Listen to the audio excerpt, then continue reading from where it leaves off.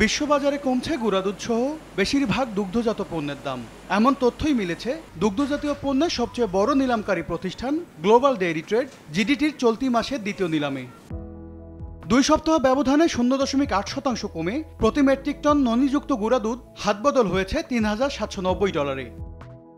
ননি ছাড়া গুঁড়া দুধের দামও কমেছে, প্রতি মেট্রিক টন বেচাকেনা হয়েছে $2,615। এই দুই পণ্যের দাম কমতির ওপর ভর করেই এবার নিলামে বিশ্ববাজারে 0.8% কমেছে দুগ্ধজাতীয় পণ্যের দাম।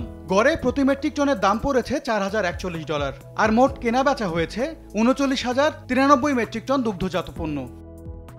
এদিকে মোটের ওপর দুগ্ধজাত পণ্যের নিলামের দর নিম্নমুখী হলেও 2 সপ্তাহ ব্যবধানে 2.2% বেড়ে প্রতি মেট্রিক টন চেডার পনিরের দাম উঠেছে $4,814।